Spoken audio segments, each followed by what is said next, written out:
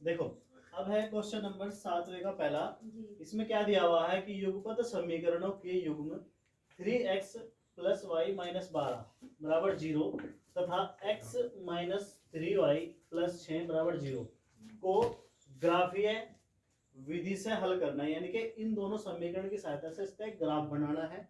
और क्या कहा इसने, हल कीजिए उस त्रिभुज का क्षेत्रफल भी, यानी कि दोनों से एक ग्राफ बन जाएगा और वहां एक त्रिभुज बनेगा और उसका क्षेत्रफल निकालना है।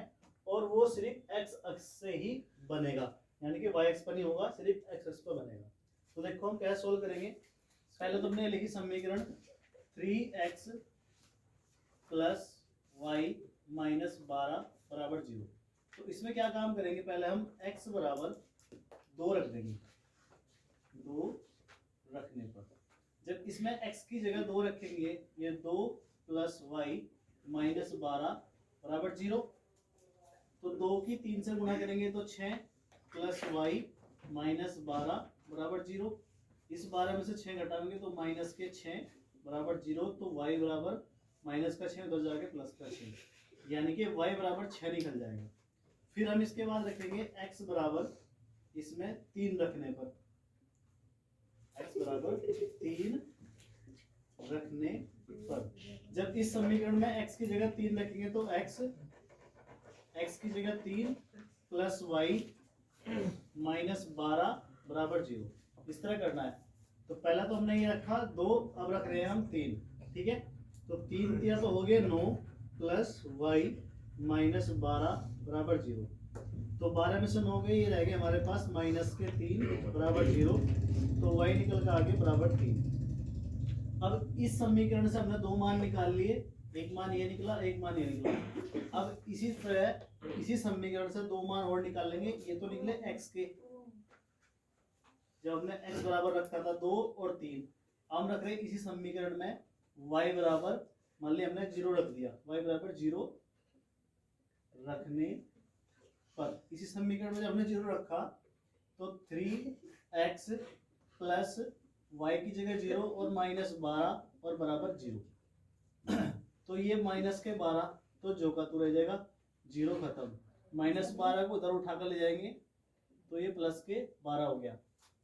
अब 3 है गुणा में, उधर इसके भाग में पहुंच जाएगा तो 12/3, 3 चौक 12, x निकल कर आ गया 4। जब हमने y 0 रखा तो x आया 4। अब हम रख रहे हैं y बराबर 6 रखने पर। अब हमने इसी समीकरण में y की जगह 6 रखा, देखो 3x प्लस y की जगह आ गया 6 माइनस 12 बराबर 0।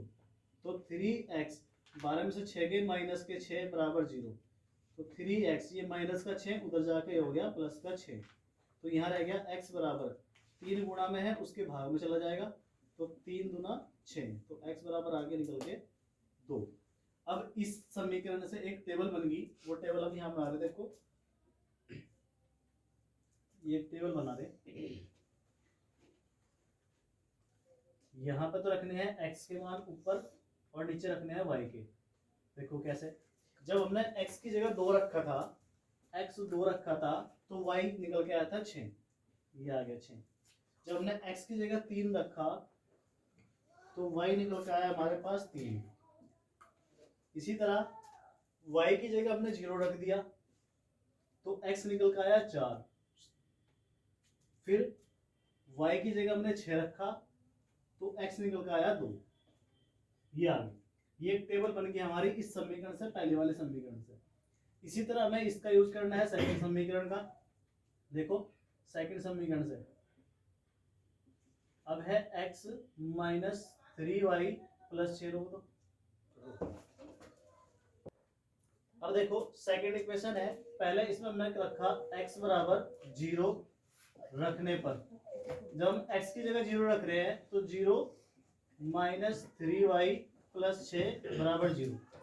तो ये तो रह गया माइनस के 3y, इस 6 को उठाकर उधर ले जाएंगे तो माइनस के 6, इस माइनस से माइनस कटा तो y बराबर आ गया 6 और 3 गुणा में है, चला गया इसके भाग में तो 3 दूना 6, y बराबर निकल कर आ गया 2। जब हमने x की जगह 0 रखा तो y निकल कर आया 2। अब हम रख रहे हैं x की जगह 3 रखने पर,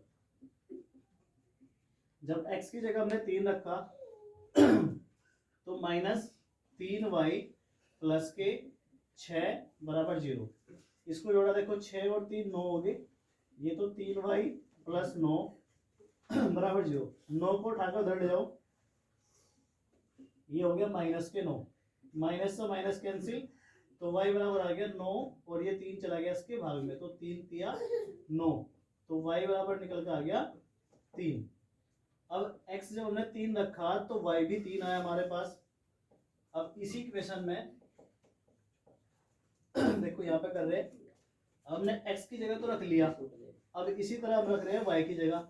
लिखा हमने, माना कि y बराबर 0 रखने पर, अब इसी समीकरण में y की जगह 0 रखेंगे तो x -3 और y की जगह आ गया 0 और प्लस 6 बराबर 0। तो x बराबर ये 0 हो जाएगा, यहाँ रह जाएगा प्लस के 6 बराबर 0। 6 को उठाकर उधर ले जाओ तो ये हो गया -6। तो x का मान आ गया -6 जब हमने y बराबर 0 रखा। अब हम y बराबर रख रहे हैं 2, y बराबर 2 रखने पर, जब इसी में ही y की जगह 2 रखेंगे तो x -3 गुणा y की जगह 2 और प्लस 6 बराबर 0। तो x ये तो हो गया हमारे पास -6 और ये प्लस के 6 बराबर 0। तो 6 में से 6 गया, ये जाएगा 0, तो x बराबर आगे निकल गया 0। अब 2 मान तो x के हो गए, 2 मान y के हो गए हमारे पास। अब इन्हीं के साथ हम एक टेबल बना देंगे, जिस तरह हमने ये बनाई थी उसी तरह इसकी बनाएंगे। अब देखो इसे इधर से बैठा दें,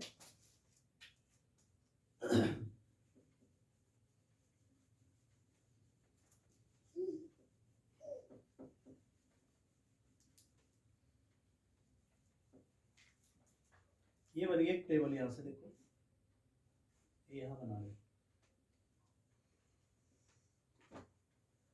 यहाँ तो आएंगे x के, यहाँ आएंगे y के। जब हमने x 0 रखा था तो y आया था 2।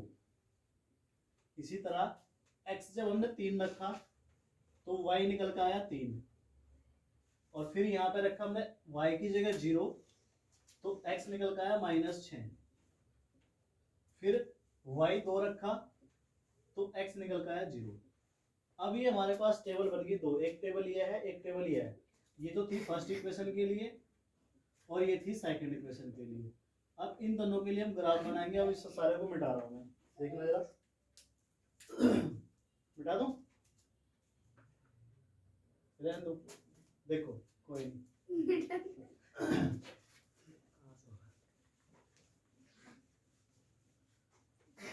देखो, अब इसके लिए हम ग्राफ बनाएंगे। ग्राफ ये बनेगा यहाँ से इस तरह। देखो, सबसे बड़ा नंबर आपको इसमें 6 दिख रहा होगा, इससे अलग कोई नहीं है, तो 6 इधर लेने हैं, 6 इधर लेने हैं। देखो, -1 -2 -3 4 5 और 6 इधर चलेंगे तो प्लस के 1 2 3 4 5 और 6। ऊपर भी प्लस के 1 2 3 4 5 6। नीचे आएंगे माइनस के -1 -2 -3 -4 -5 -6। अब मैं ये दर्शाना है, देखो पहले पहले इक्वेशन के लिए x पे तो चलना है 2, तो x है 2 ये, और y पे चलना है 6, y है 6, यानी कि 2 और 6 निकल के आ गई ये वाला पॉइंट, ये आ गया। फिर x पे 3 और y पे भी 3, x 3 ये है, y 3 ये है, तो यानी कि ये आ जाएगा यहाँ से इस तरह, ये निकल कर आ गया। फिर x पे तो चलना है 4, x ये रहा 4 और y पे 0, यानी कि पॉइंट आ गई यही इस तरह। फिर x पे 2 और y पे 6, x 2 ये रहा और y 6 ये रहा, तो यानी कि ये वाला पॉइंट आ गया वापस, ठीक। और इनको मिलाते हुए एक रेखा खींच देंगे हम, ये खींच देंगे, ये आ गई एक रेखा। अब ये तो आ गया हमारे पास पहले के टेबल के लिए। अब दूसरे टेबल के लिए क्या है कि x पे तो 0 है और y पे चलना है 2, यानी कि ये आ गया। फिर x पे 3 और y पे 3, x 3 और y 3, तो ये है ये हमारे पास, तो ये आगे निकल। इसी तरह x पे तो चलना है -6 ये रहा, और y पे चलना है 0, तो ये 0 है यहाँ पे, तो यानी कि ये वाला पॉइंट आ गया। फिर x पे 0 है और y पे चलना है 2, y पे चलना 2 यानी कि ये आ गया। अब इनको मिलाती हुई एक रेखा खींच देंगे हम, ये एक रेखा खींचेंगे। खींचने के बाद अब इसने कहा था कि जब हमने ग्राफ बनाया तो ग्राफ बनाने के बाद क्या बनेगा, एक त्रिभुज बन जाएगा। ठीक, तो अब इस त्रिभुज, ये देखो ये त्रिभुज दिख रहा है, इस त्रिभुज का क्षेत्रफल निकालना है। तो इसका अगर हम नाम रखें, ये ए, ये बी और ये सी। ठीक, अब लिखेंगे त्रिभुज का, त्रिभुज ए बी सी, त्रिभुज ए बी सी का क्षेत्रफल। ठीक, वो क्या होगा, 1/2 आधार गुणा ऊंचाई। तो 1/2 आधार, आधार है ये सारा का सारा, देखो 6 तो इधर गया और 4 इधर गया, 6 और 4 कितने हो गए, ये हो गए 10, गुणा ऊंचाई, ऊंचाई कितनी तक गया, यहाँ तक गया हाइट, तो ये कितनी है, ये है 3, ये आ गई 3। 2 से कैंसिल करा तो 2 5 10, 5 से गुणा कर दी तो 5 दिया 15 वर्ग इकाई। ये इसका क्षेत्रफल निकल के आ गया इस पूरे ग्राफ का। इस तरह करना है ये वाला क्वेश्चन। पहले इसका टेबल बनाएंगे दोनों इक्वेशन की, बनाने के बाद एक त्रिभुज बन जाएगा, फिर उसका क्षेत्रफल निकालना था जो इसने क्वेश्चन में कहा था। इस तरह करना है ये।